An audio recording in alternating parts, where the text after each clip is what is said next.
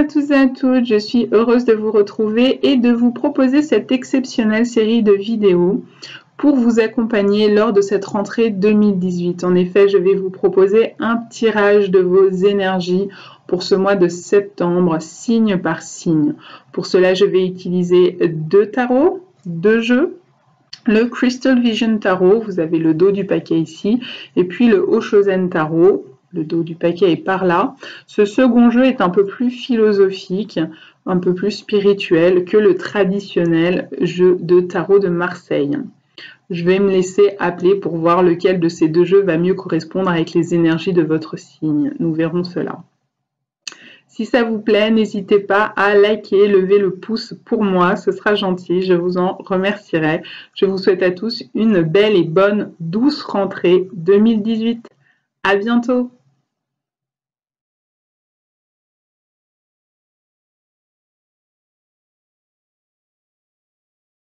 Amis poissons, bonjour! Alors pour votre tirage, j'ai utilisé le tarot Oshozen, un peu plus spiritualiste et philosophique. On le sait, les poissons sont un petit peu dans cette énergie très connectée, spirituelle, ésotérique, etc. Ici, la carte qui est sortie et qui va être l'énergie dominante de votre tirage, c'est l'achèvement. Alors vous voyez ici, c'est un pulse.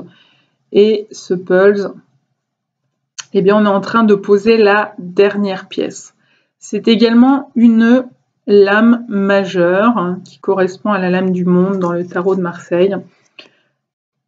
Ici, on est en train de vous dire qu'il est temps de mettre la dernière pièce à votre pulse. Donc, il se peut que vous soyez en train de vivre une fin de chapitre, une fin de cycle, la fin de quelque chose dans votre vie, mais d'assez important. C'est pas simplement, par exemple, la fin d'une relation ou la fin d'un emploi, ou c'est quelque chose qui va profiter d'un basculement énergétique en vous, ou qui va générer un basculement énergétique en vous, et qui fait qu'il y a comme un pan de vie qui peut changer, se modifier.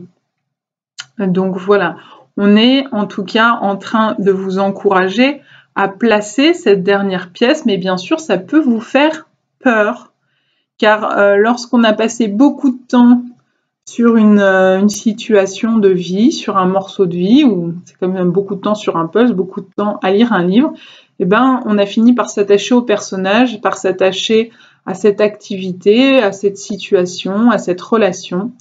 Et du coup, quand on sent qu'il s'agit de mettre la dernière pièce, on sait que derrière, ça vient signer la fin de quelque chose.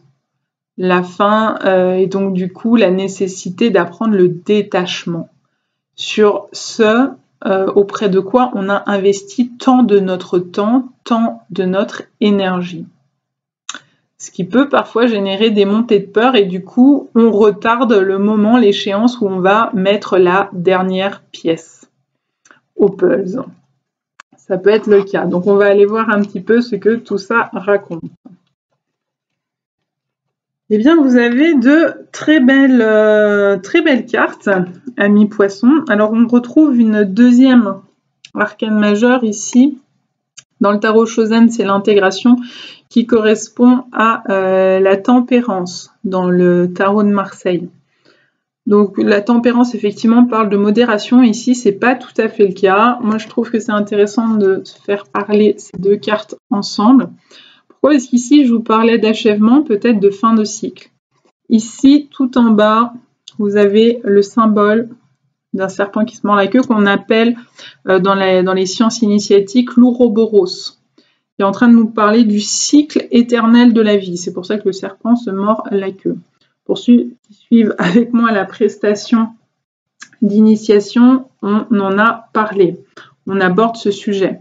Donc le cycle de la vie, eh bien, c'est un cycle qui parle de naissance, vie, mort, et à nouveau, on arrive en bout de queue et le serpent l'avale, renaissance. Donc ici, il s'agit bien d'être à cet endroit de la fin du cycle. Donc ce qu'on est en train de vous dire, c'est rassurez-vous, cette fin de cycle qui est en train de se venir vers vous, que vous vous proposez de vivre, eh bien, elle est félicitée parce que vous avez intégré les leçons qu'il y avait à intégrer de cette situation, de ce livre, de ce chapitre de votre vie.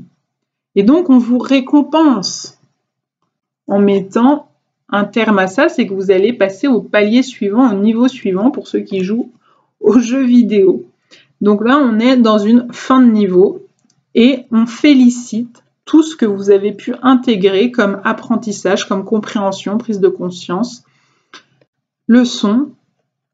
Ici, le symbole du yin et du yang vient vous dire, eh bien, vous avez fait le travail qu'il y avait à faire pour ce chapitre-là, pour harmoniser vos deux polarités yin et yang. Ça ne veut pas dire qu'elles sont définitivement harmonisées, votre masculin et votre féminin, mais vous avez intégré tout ce que vous pouviez intégrer pour apprendre à ce niveau-là du yin et du yang, de l'importance de ces polarités. Vous avez également la lune, le soleil, qui sont comme le yin et le yang des énergies complémentaires féminines, masculines, l'eau, le feu. Au-dessus, vous avez le lotus et puis un solide de Platon. Mais tout ça pour dire que là, aujourd'hui, vous avez intégré un certain type d'énergie, un certain type d'apprentissage. En gros, vous êtes allé au bout du bout de ce que vous pouviez soutirer de cette situation, de cette relation, de ce travail, etc., de ce qui est en train d'être joué. Et que là, vous sentez bien que la fin arrive. Maintenant, à vous de savoir si oui ou non vous acceptez de déposer la dernière pièce, de mettre un terme à tout ça, parce que vous avez compris qu'il n'y a rien de plus à en attendre. Qu'on resterait coincé dans un schéma répétitif si finalement on fait perdurer cette situation. C'est comme si vous aviez un verre rempli d'un liquide quelconque, et puis au fil du temps, vous avez appris à vous désaltérer dès que besoin, c'était devenu votre ressource. Et aujourd'hui, le verre, il arrive à sa fin, quoi. Il reste quelques gouttes au fond, et à vous d'oser terminer ce verre pour passer au verre suivant. Mais si vous n'osez pas le terminer, vous allez rester là avec vos 3 gouttes dans le fond indéfiniment. Il n'y aura pas suffisamment de gouttes pour continuer d'étancher votre soif d'apprentissage, votre soif de ressourcement énergétique, spirituel, pour nourrir votre âme, pour abreuver votre âme, qu'elle puisse évoluer et grandir. Et du coup, vous vous coupez de la possibilité de passer au niveau suivant, au palier suivant, à l'histoire suivante, au livre suivant, au chapitre suivant de votre vie. Donc là, c'est plutôt une félicitation que pour l'instant, vous avez pris ce qu'il y avait à prendre, intégré ce qu'il y avait à intégrer, et du coup, à vous d'être dans l'acceptation, l'accueil. Alors ici, c'est écrit la patience, mais ce qu'on voit bien, que ce soit par la lune, le cycle de lunaison ou par la femme enceinte, là, on vous invite à accueillir le principe du rythme, qui est une loi universelle. Le fait que tout est cyclique. Et donc, ça grandit, ça croît, on atteint l'apogée et la pleine lune, et puis ça décroît, il y a un déclin à toute relation, à toute situation, à toute... rien ne peut rester figé éternellement, sauf si on y met beaucoup de résistance. Mais à quoi ça sert? Quand on a pris tout ce qu'on avait à apprendre en 2 mots ou à apprendre, et bien du coup, ça sert à rien de rester coincé dans un cycle infernal, dans un schéma répétitif. Donc on vous invite à accueillir, à accepter l'idée que on arrive à la fin du cycle, qu'on est à la fin du cycle de lunaison ici, que c'est un petit peu la même chose pour la femme enceinte. À un moment donné, la femme, elle ne peut pas rester éternellement enceinte. À un moment donné, il va falloir passer par l'autre phase qui est la phase d'accouchement. Alors le mot qui me vient et que j'entends et que je canalise, c'est le mot délivrance. Donc il y a un moment, il va falloir accepter, alors je sais bien que c'est un mot plutôt anglais pour parler de l'accouchement, de délivrance, mais je pense que tout le sens du mot en français est intéressant ici. Accepter de vous délivrer d'une tâche qui est terminée, d'une situation qui est en passe d'être finie. Donc, accepter de vous délivrer peut-être de certaines chaînes, de certaines relations, de certaines situations, pour pouvoir, là, être accepter de quitter cette phase de transition. Vous imaginez bien que si la femme n'accouche jamais, ben ça ne peut pas tenir, ça ne peut pas fonctionner. La phase d'accouchement, c'est une phase de transition. Cette transition, on la retrouve dans le cycle lunaire, je vous ai expliqué, là on est en lune décroissante, on est en phase de déclin, et ensuite il y a la lune noire avant la nouvelle lune.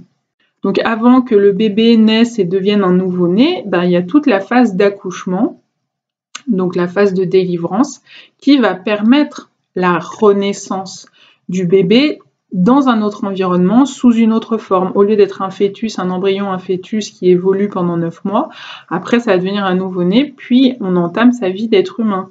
Et là, il y aura plusieurs passages initiatiques à chaque fois, où on va sortir du nourrisson, sortir du bébé, apprendre à marcher, à se socialiser, etc. L'adolescence, devenir adulte, etc., etc. Donc si on veut échapper à cette phase-là, vous le savez très bien et c'est un petit peu tragique, aujourd'hui on va la déclencher un accouchement dans nos pays pour justement éviter que le bébé reste coincé quand la délivrance ne se fait pas naturellement. Pourquoi on vient déclencher un accouchement quand on peut le faire? Parce que sinon c'est très bien qu'on met en péril aussi bien la vie de la mère que la vie du bébé. Et que, du coup, on en meurt dans d'autres pays. Donc ici, rester coincé, refuser de mettre la dernière pièce, on est dans des énergies mortifères, quoi. C'est refuser de laisser continuer le cycle de la vie, l'ouroboros, se poursuivre.